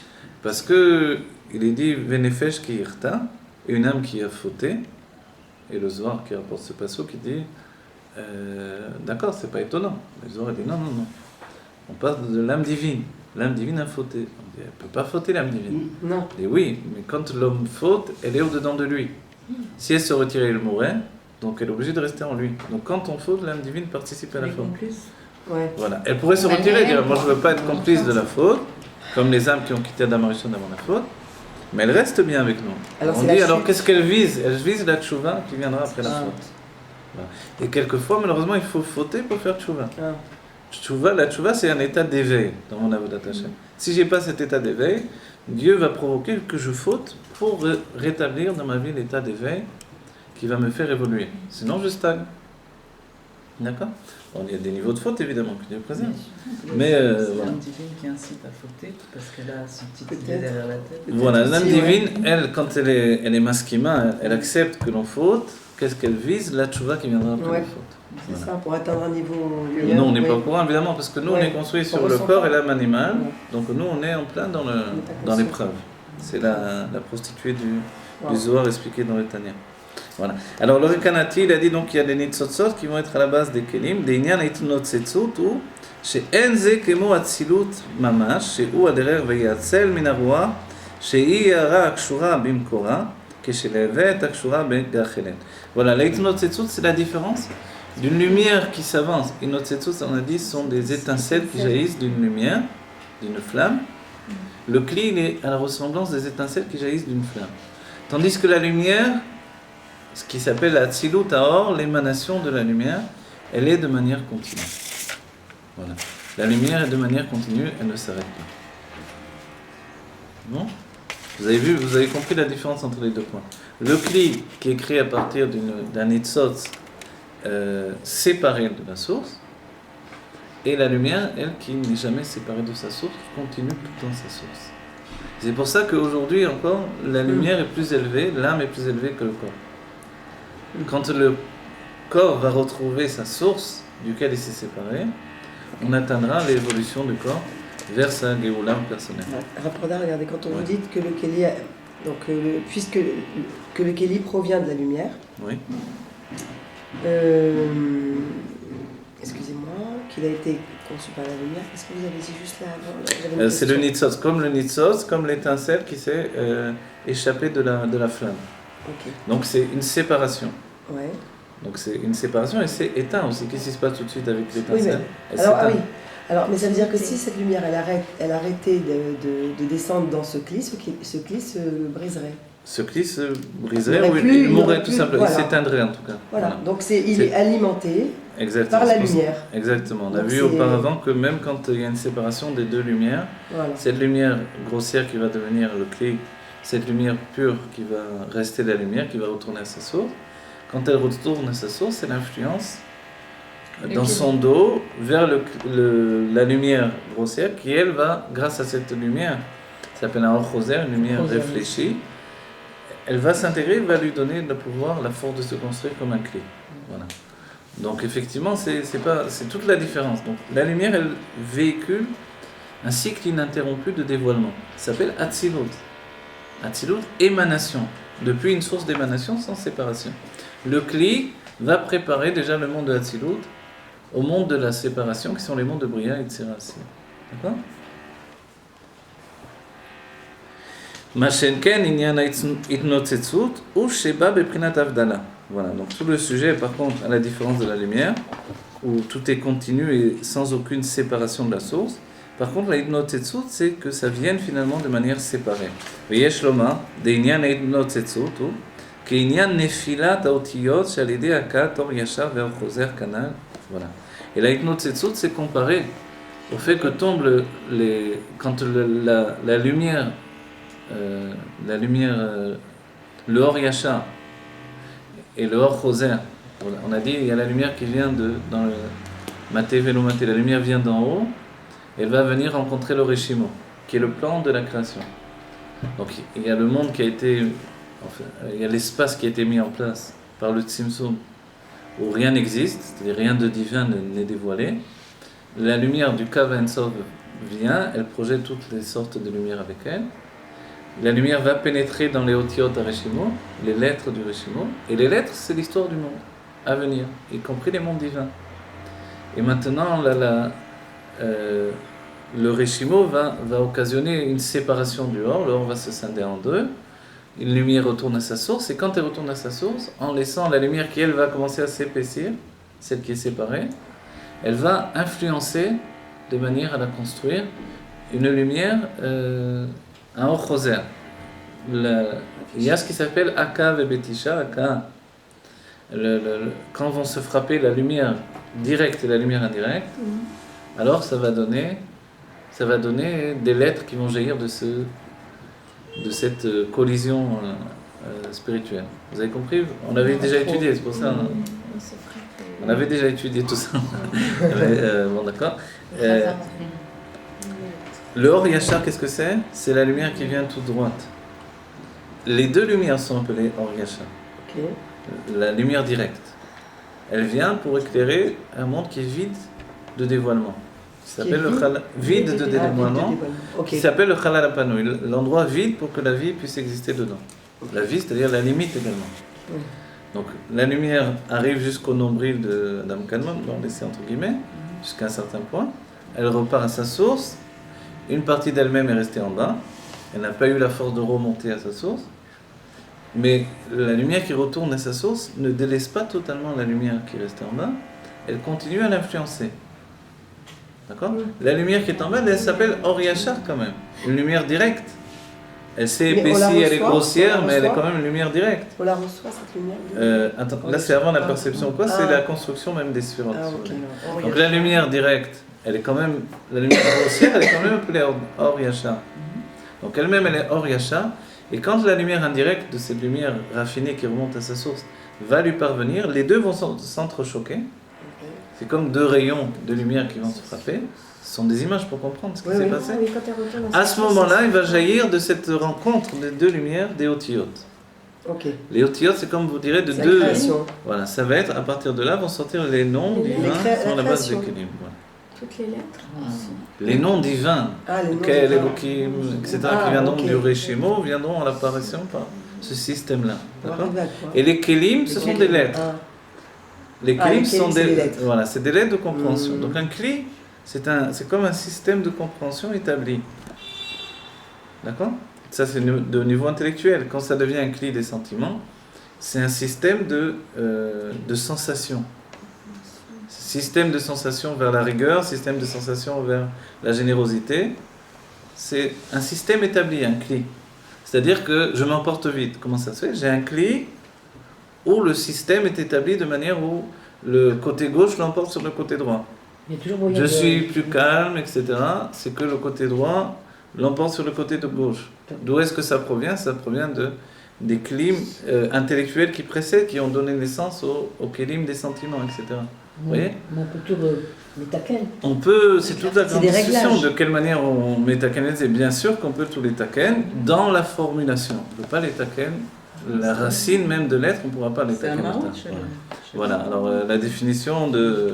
On ne change pas la nature du lumière. Ça ne change pas la nature d'une personne. Il y a un mamar entier du rabbi qui parle de Ça ça. dit genre elle doit se travailler. Si elle se relâche une Mais non, seconde, c'est Non, ça ne veut pas dire pas ce mal, sens-là, c'est mais comme ça. si elle vient du côté droit, il y a une base. elle ne pourra pas devenir une âme du côté gauche. Il y a des C'est-à-dire, gens froids. si, c'est la voilà, nature. Voilà, c'est la si elle est nature. une âme chesed, ok, c'est pas. toutes Il y a ses des formulations, convertis. même sa rigueur, sera dans une ligne de chesed. Mhm. Pour les convertis, c'est pas la... Non, il n'y a pas de différence de ce point de vue-là. L'âme, c'est l'âme de toutes les manières. Leur âme, quoi. Non, le but des guérims, c'est de retrouver leur âme ou qu'on leur Voilà, donne une c'est chiant, en construction fait, d'âme parce que complète. ils Non, c'est ouais, une ça, âme, en fait. Ils le retrouvent, fonctionnement, en il est fait, le même. c'est ça. D'autant plus que même chez les goïms, on a une Parce ressemblance que- de tout ce système-là. C'est pas que les goïms ne fonctionnent pas du tout avec ça. Sinon, on serait dans un monde tout à fait différent.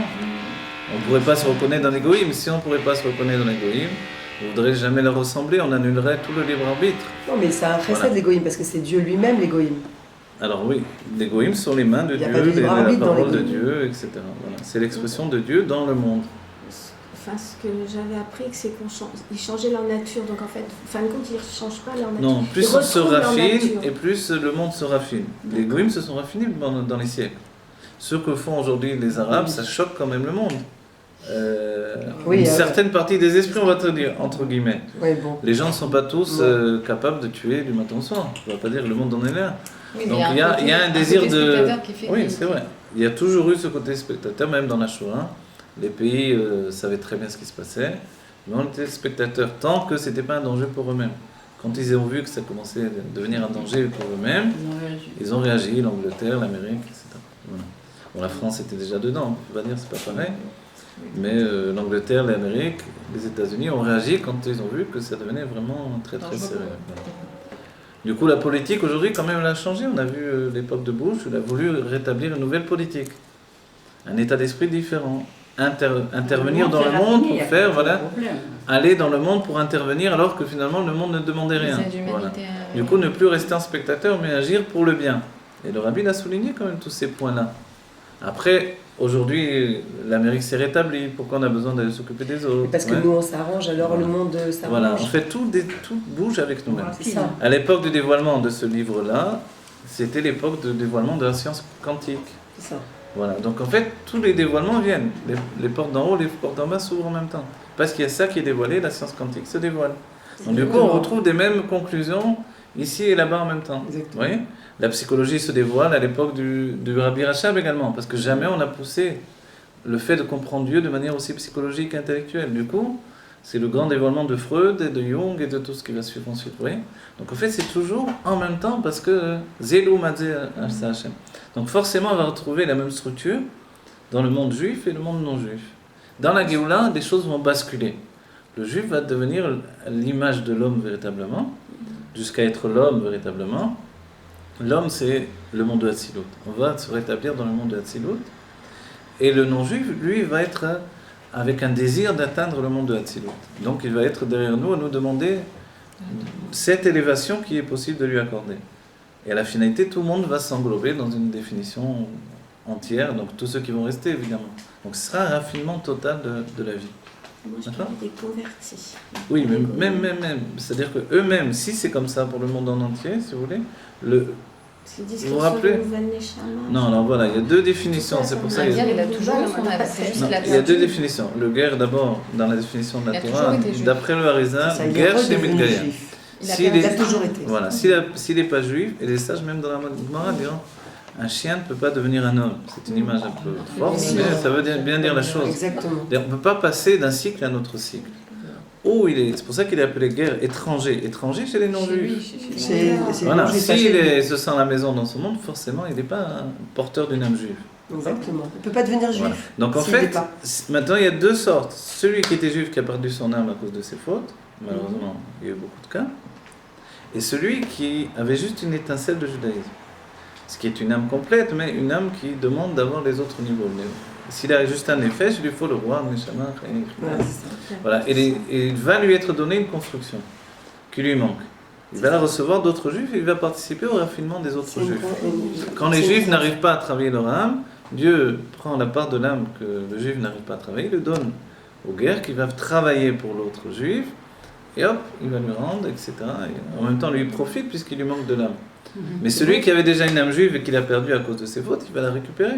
C'est différent. Donc il a Ouais. toujours été. Donc celui-là, il Bien a toujours sûr, été. on dit comme ça qu'un converti, c'est quelqu'un qui a retrouvé. Voilà, deux C'est définitions. la- Il y a les deux cas. Le Rav Moshe Zakoutai rapportera celui qui reprend son âme. Voilà. Maintenant, alors, donc c'est pour ça les mêmes systèmes sont les mêmes. De toute façon, quoi que l'on dise, tourner, etc., En Chadash Mitachat Hashemesh, il n'y a pas de nouveau. La construction divine, c'est ce qui existe ici-bas. D'accord ? Même chez les animaux, on trouve quelque chose qui est similaire à la construction humaine. Toujours. Parce que le système de vie est identique. D'accord ? Oui, la naissance, la mort. Il y a les 4 éléments au-dedans de moi. Ça. Il y a les niveaux de Domem, Tzomer, Chaim, Medaber au-dedans de moi. Le monde existe en moi. Vous voyez ? Les dents, c'est de la pierre. C'est du Domem. Les cheveux, ça pousse comme des plantes. Vous voyez ? Mon corps, il se déplace comme un animal. Il est chai, il est vivant. Vous voyez ? Donc on a tous les niveaux, effectivement, au-dedans de nous. C'est pour ça qu'on dit que l'homme c'est un microcosme. Exactement. Bien sûr. Et un juif alors? Oui, je parlais du juif en fait. Oui, non, non, l'homme, le fonctionnement de la nature de l'homme, Ouais. comme la nature du monde. Donc vous avez compris, il y a une grande différence entre les kélim et le or. Alors tout ça pour expliquer maintenant, donc les deux lumières qui vont se frapper, or yachar et or choser, ça va occasionner la naissance de otiyot. Et ces otiyot vont être également une définition. Vous vous rappelez, il nous a donné auparavant, il nous a dit, si quelqu'un va jusqu'au bout de sa compréhension, il n'aura pas besoin qu'on vienne lui objecter des choses pour faire naître une nouvelle pensée. Il aura directement sa pensée qui va grandir de plus en plus. Mais quand quelqu'un vient m'objecter, finalement, ça a été beaucoup moins grand, mais il y a eu un chidouche, une nouveauté. D'accord ? Qu'est-ce qu'il vaut mieux dans ce cas-là? Il nous a dit qu'il vaut mieux grandir de par soi-même, mais ça n'empêche pas d'avoir une part de son temps pour éveiller de nouvelles idées avec les autres. Attends, le Kéli, en fait, il devient vraiment Kéli quand le Or-Roser il revient et qu'il possède après des Otiyot. Le choc qui fait qu'il est construit de Otiyot, c'est ça, de lettres? Oui, à partir de là, il va vraiment se construire comme un cli. Parce qu'il aura toutes les définitions du cli. Donc un Kéli, Quand c'est on les dit, lettres. voilà, quand on dit Shfirat HaKelim, la destruction, l'implosion, la destruction du monde de Tohu, donc des Kélim du monde de Tohu, le Rabbi Moharaj dira c'est comparé à des lettres du langage. Quand quelqu'un a trop d'émotions, il n'arrive plus à parler. C'est Shfirat HaKelim. Et quelquefois, des gens, pendant une longue période, peuvent être dans Shfirat HaKelim. Ils n'arrivent pas à formuler ce qui ne va pas, ils n'arrivent pas à définir, ils ont des blocages. Parce qu'ils perçoivent une lumière et ils savent Voilà, pas parce que la comment lumière gérer. est trop grande, c'est-à-dire l'intensité des émotions et de l'inconscient aussi est trop puissant et l'expression n'arrive pas à l'exprimer. C'est pour ça que l'on va chez les psychologues, etc., pour débloquer tous ces... Ça ne veut pas dire que l'être est nul, ni qu'il n'a rien, c'est qu'il a justement un trop-plein qu'il n'arrive pas à gérer. Donc ça, comme l'enfant qui a du mal à parler quelquefois, c'est qu'il a un trop-plein, voilà, il n'arrive pas à le gérer, donc ça fait une destruction. Voilà, le bégaiement.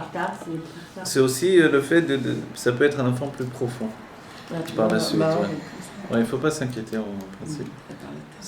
L'important c'est qu'il comprenne. Du moment qu'il a compris, il y a des lettres de l'intellect qui vont en finalité devenir les lettres du langage. Donc c'est juste une définition de temps. Ça met plus de temps avec certains et moins de temps avec d'autres. D'accord.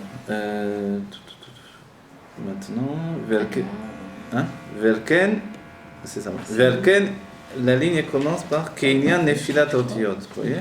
Keinian Nefilat Otiyot. Velken im yotam elokut mamash, dal shem ze nikret atzilut. Et du fait que les kelim eux-mêmes ils sont de la elokut véritablement, et c'est pour ça que ça s'appelle atzilut. Vous vous rappelez, atzilut, ça veut dire émanation. Chaque nom des mondes définit sa nature.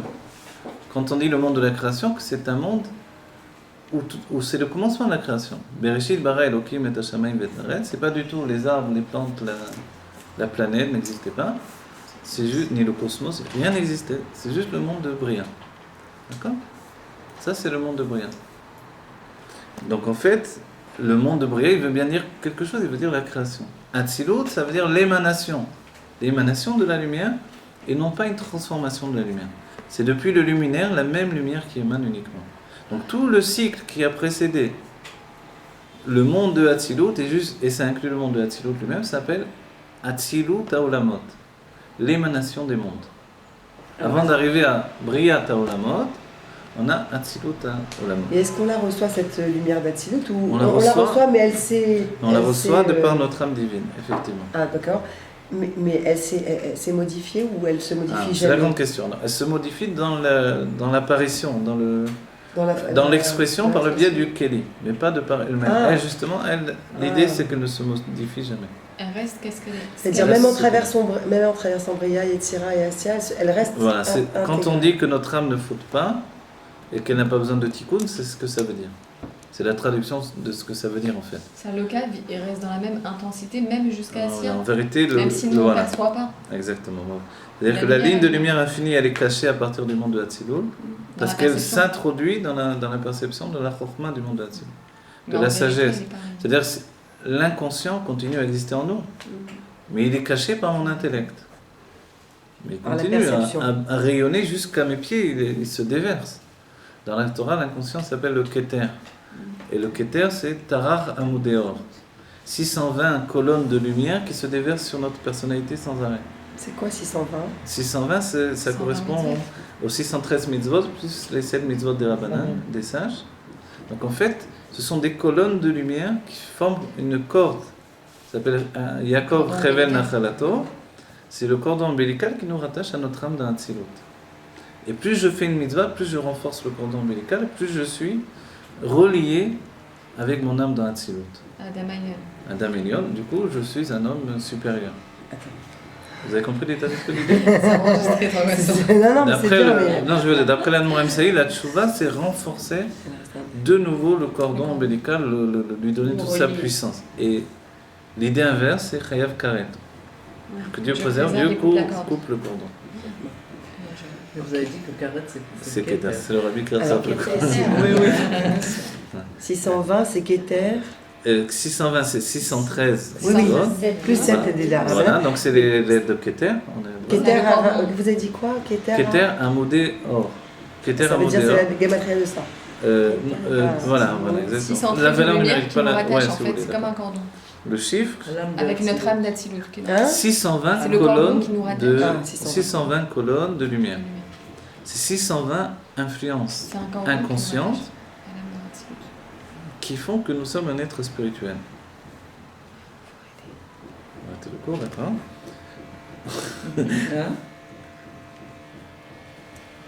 Voilà. Que l'on reçoit constamment, sans interruption, de la tête aux pieds. Plus on fait des mitzvot et plus on reconnecte à un cordon, à un fil. Pourquoi Dieu nous demande de faire les mitzvot? On va dire on pourrait faire n'importe quoi d'autre, non? Jouer de la guitare, faire des... Je sais pas si on ressent. Des poésies... Pas après tout. Peut-être dans le Honeg. Ça suffit pas. David Ameller il a écrit tellement de merveilleuses poésies pour Dieu, merveilleuses poésies pour Dieu. Bah oui. Mais là on parle est-ce que ça suffit ou non? C'est fini là. Oui, non, parce que j'aurai des questions après. Alors, est-ce que ça suffit ou non? Non, ça suffit pas. Il faut également s'attacher à Dieu par les mitzvot. Pourquoi? Parce que c'est le cordon ombilical de l'âme avec sa source divine. Vous voyez? Donc on peut être très spirituel et on verra des gens très spirituels qui ne sont pas dans la Torah. Alors on va dire pourquoi on va les embêter? Laissons-les dans leur mode de vie, dans leur joie de vivre. Pourquoi les embêter finalement? Peut-être qu'ils vont être malheureux après quand ils sont religieux. Alors on va quand même les embêter. Parce que, comme une dame en Mifsaïm, je me rappelle on faisait Mifsaïm, on mettait des tefilines, on demandait ceux qui voulaient des nérotes de Shabbat. C'était à Jérusalem, dans un quartier très huppé comme ça. Ouais. Et la femme, on lui demande si elle veut allumer les nérotes, elle veut prendre les nérotes, elle dit non. Et après elle revient en arrière, elle nous dit: vous voyez, à cause de vous, vous êtes là pour nous mettre mal à l'aise. Parce que, voilà, vous nous obligez à dire non, on refuse, et maintenant je me sens mal à l'aise. À cause de vous, alors vous faites du mal. J'adore. Arrêtez. J'adore. Alors celui qui était avec moi, il ne savait plus quoi penser. Qu'est-ce que... J'ai dit non, justement. Le but, c'est qu'on vient le déranger dans son... L'éveiller. Voilà, l'éveiller. C'est vrai que ça le met mal à l'aise. Mais finalement, être religieux, c'est vivre constamment avec ce mal à l'aise. Le rabbin nous demande tellement de choses qu'on est tout le temps mal à l'aise finalement. On sait tout ce qu'on fait pas, on dit bon, voilà. Et malgré ça, on doit être joyeux. Et c'est les deux conjugués qui font un être qui est équilibré dans la personnalité. Il ne peut pas y avoir un juif qui a fait tout et qui revient pour... Oui, il y a des syndicats. Qui n'ont pas besoin... Non. C'est-à-dire qu'ils n'ont pas besoin de faire toutes les mitzvot. Ils ont déjà tout fait. Non, c'est vrai qu'on a la plupart d'entre nous, on a déjà tout fait, il faut dire la vérité. C'est pour ça que quand on reçoit le Chita, le Rambam, tout ça, c'est pour terminer dans la Torah tout ce qu'on n'est pas terminé. Mais on vient pour une maison en général, en particulier, on va dire le contraire. On vient pour une maison en particulier, mais aujourd'hui on peut dire qu'on vient terminer. Aujourd'hui le Rabbi nous dit clairement, la mitzvah que l'on doit faire, c'est les Kabel Pnei Mashiach Tzidkenu. C'est la dernière mitzvah de l'Ador, avec laquelle on fera toutes les autres mitzvahs. Vous voyez ? Donc si on est venu pour ça, on est venu pour accueillir la Géoula aujourd'hui. C'est pour ça qu'on ne peut plus supporter ce monde de galop, d'exil. Mais en même temps, on a dit que la Géoula est déjà implantée dans l'exil. Et ça a été le chidouche du Rabbi. C'est-à-dire de ne pas nous donner une Géoula qu'on va attendre, qui va venir comme un bateau lointain, qui peut-être arrivera ou peut-être pas, et nous on est sur l'île déserte. Non, il nous dit, non, la Géoula est déjà là. Ça leur a dit, tu es sur l'île déserte, fais un bet rabat alors. Non, parce qu'hier on a vu que les Indiens, ils n'ont pas vu les bateaux de Colomb. Parce que quand quelque chose qu'on ne connaît pas, on ne le voit pas. C'est pour ça que le Rabbi, là, c'est beau ça. Il a implanté en nous la Géoula, l'image de la Géoula, pour qu'on la voie. Pour qu'on la reconnaisse. Parce qu'effectivement, on ne la reconnaissait pas, on l'attendait. Ils les ont pas vus, les Indiens d'Amérique. Ah, c'est faux ça. Et pour qu'on reconnaisse le Mashiach, voilà, pour connaître le Mashiach et la Géoula, ce que l'on a découvert, c'est que la Géoula était déjà là. Et ça, c'est tout à fait nouveau. C'est tout à fait nouveau, même dans tous les Rebbeim, de mettre le Dagesh à Tkeleka. Les autres Rebbeim le disaient également, mais de manière plus raffinée. Alors Rabbi nous l'a donné en pleine face, le Kabel Pnei Mashiach Tzidkenu. Alors, il faut qu'on s'arrête là, c'est ça? Vélo Kémo Bria. Voilà, juste on dit un mot, regardez sur Bria, juste pour faire la différence. On a dit Atzilut, c'est justement que il n'y a pas un recommencement, c'est une continuité complète. Et il dit Vélo Kémo Bria, Shalidé Itavud Beprinat En Aror Ainu, Beprinat Richouk, Are Naasur, Shelo Berer Elokut, Legambre, She'en Beprinat Yesh. Voilà. Il dit c'est pas comme le monde de Bria. Dans le monde de Bria, il y a eu véritablement un niveau où ça a été Ben Aron, sans aucune commune mesure. Vous vous rappelez, c'était le point de départ, ça, le En Aron. Atzilut est sans aucune commune mesure par rapport au En Sof qui a précédé, plus encore que Bria n'est sans aucune commune mesure par rapport au monde de Atzilut. On a dit comment c'est possible, puisque Atzilut c'est l'émanation des mondes, donc il n'y a pas de transformation. On a dit oui, du côté des Kélim, Atzilut est sans aucune commune mesure avec les mondes de l'émanation, avec l'émanation qui a précédé, c'est-à-dire avec le Keter et l'infini qui a précédé. On va dire notre intelligence est sans aucune commune mesure avec l'inconscient qui a précédé, d'accord ? Mais en réalité, dans le hors, dans l'intelligence elle-même, avant qu'elle se définisse, on est tout à fait relié avec l'inconscient qui a préparé, qui a précédé, qui a préparé cette intelligence-là. D'accord, vous êtes d'accord, demain ? Oui. D'accord. Maintenant, en réalité, après, il nous a mené à dire attends, mais Atzilut, même les Kélim, ça s'appelle Atzilut. Donc je ne peux pas absolument faire une séparation totale. Okay. On a réglé le problème de cette expression-là, de dire Yoter Mashen Aror, etc. D'accord ? Sans aucune commune mesure, encore plus Atzilut que les mondes de Bria par rapport à Atzilut. Alors il nous dit on ne peut pas dire ça uniquement. Parce que quand on dit Chokhmah me'ain tematzi, la Chokhmah c'est une découverte à partir du néant, on parle de la Chokhmah même du or, même de la lumière. Et le Kli, en fait, il fait partie de la Chokhmah elle-même. Donc en fait, une sphira, on ne peut pas absolument rejeter le Kli et dire lui il est différent. Ce qui est le chidouche de Atzilut, c'est que même le Kli, le réceptacle, il est un dévoilement de Elokut pur, il est de la Elokut pur. Donc, alors, du coup, on a bousculé notre état d'esprit et notre compréhension de Memutsa, d'intermédiaire. Juste un exemple. Ça veut dire que ça provient de la lumière du monde d'Atzilut, sinon il n'existerait pas. D'accord. Et il va passer à la poubelle. Ouais, tranquille. Ça veut dire que c'est son... Voilà. Alors, quand il sera dans la poubelle, il sera beaucoup plus Atzilut que quand il vous appartient. D'accord. Ça sera... Voilà. Il n'aura plus aucune Touma. Aujourd'hui, tant qu'il est, voilà. Il ne pourra plus recevoir de la Touma quand il sera jeté à la poubelle. C'est comme ça que c'est défini dans la halakha. Ah, il y a un petit Non, pas. Ah, c'est pas ça. C'est pas vrai. Tu ne le reconnais pas? Elle s'est trouvée son choix comme ça. Voilà, donc on a dit, en fait, attendez, alors. On a dit tout ça. Ah oui, il a dit, le point c'était la différence entre Bria. Maintenant, compte tenu de tout ça, malgré ce, le monde de Bria, c'est vraiment une création. C'est la naissance d'un monde de la création. Alors qu'Atzilut n'est pas la naissance d'un monde de la création.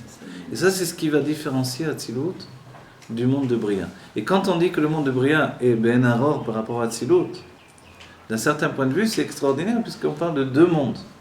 Si l'on parle de la lumière infinie avant qu'elle se structure dans la définition d'un monde, alors d'accord, vous vous rappelez le monde en hébreu, Olam c'est Elem, donc c'est le voile. Donc forcément si c'est un monde, il est voilé. Le chidouche du monde de Hatzilut, c'est d'être cet intermédiaire. Il est à la fois un monde, mais il n'est pas voilé. Vous comprenez? Mais simplement, il porte en lui le voile qui va venir dans le monde de Bria. Le réceptacle de Hatzilut porte en lui le voile qui va venir exister dans le monde de Bria. C'est-à-dire que notre âme, quand elle était en gestation dans le monde de Hatzilut, elle portait déjà en elle le voile qui va venir exister quand elle va pénétrer dans le monde. Mais elle n'était pas voilée. Voilà, mais elle n'était pas voilée du tout. C'est-à-dire, c'est toujours la question. On peut poser la question avec Adam Rishon. Comment le mal a pu le toucher s'il n'avait pas le mal en lui? C'est impossible. Comment le mal extérieur du Nachash a pu le toucher s'il n'avait pas le mal en lui? Comment? Car il était un être parfait, de bien absolu.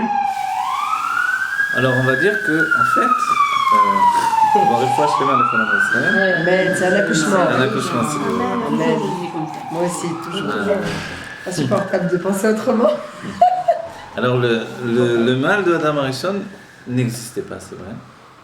Il n'existait pas, mais le simple fait qu'il ait voulu avoir une définition de son existence féminine par l'apparition de sa femme, c'était déjà l'apparition du mal. Et c'est avant la faute pourtant.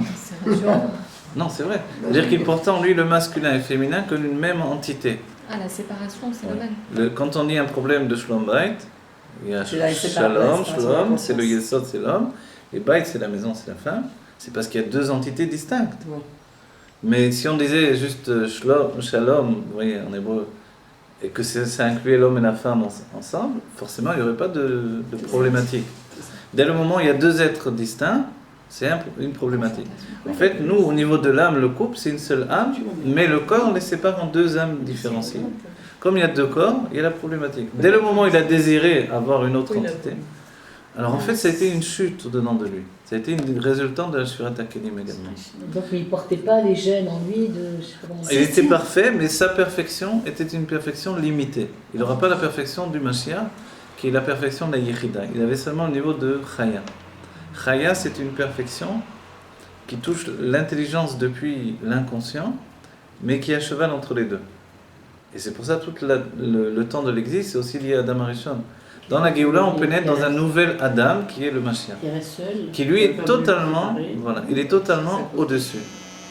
C'était pas aussi simple évidemment, c'était une intelligence divine Adam Arishon. Mais il a dû sortir de son isolement. Seul Dieu est seul. Alors, mais en fait, il était à l'image de Dieu en réalité. Après, c'est vrai qu'il est dit Lotov liot Adam levado, Lotov, mais ça peut être lui aussi Lo. Pour lui, c'est Tov liot Adam levado. Comment ça s'est écrit? Mais la connotation reste la même en fait. Lotov, c'est avec Aleph évidemment. Lamed Aleph, c'est-à-dire ce n'est pas bon que l'homme soit seul. Mais il aurait pu être écrit avec un vin.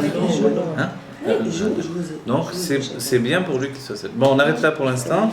C'est infini cette étude-là, qui nous donne le scoop de... C'est pas bien qu'il soit seul. Non, en vérité, c'est pas bien qu'il soit seul. Dès le moment où il a constitué, il a pris conscience de sa propre existence, il ne peut plus rester seul. Sinon, il pouvait rester seul. Il pouvait rester seul, voilà. Dès qu'il est dans le monde de Bria, il lui est impossible. C'était avant la faute, ça. C'était avant la faute. C'est pour ça qu'il y avait déjà... C'est parce que le monde de Bria tendait vers cette définition-là. Et c'est l'apparition du Nachash. Parce que Dieu ne voulait pas qu'il reste. Mais c'est une grande question. Oui, c'est vrai, mais c'est une grande question dans les écrits du Harizal. Est-ce que c'est le monde de Bria qui a fauté, le monde de Yetzira ou le monde de Hassir? Oui. Non, c'est-à-dire est-ce qu'il a fauté dans les sentiments, dans l'intellect ou dans l'action? Oui. En fait, c'est vrai que l'état de ressentiment de la faute, elle est surtout dans les sentiments. S'il est resté seul, il aurait pu dire à Dieu, on est pareil. Lui, il est seul. Il devait être à l'image de Dieu, mais dans l'image de Dieu, il y a plusieurs niveaux. Il y a Atik Yomin, où il n'y a que le côté droit, il n'y a pas de côté gauche. Il y a Ari Ranpin, c'est une seule structure, mais il y a un côté droit, un côté gauche, donc il était créé à l'image de Hari Ranpin. Et lui, il a chuté au niveau de Chokhmah et Bina, qui sont deux structures séparées et qui sont unies constamment. Et finalement, sa chute, le Nachash l'a entraîné vers la chute de Zeir Anpin et la Malchut, qui sont séparés, qui s'unissent que quelquefois. Oui. Bon, vite, qu'on est la Goula Mitzvah. Amen. Voilà, il faut acheter de Rachel, Bat, Fortuné, Messaouda. Tout le Ham Israël. Avraham, Ben Messaouda. Amen. Amen. Et tout le Kol Chole Ham Israël. Amen. Amen. Amen.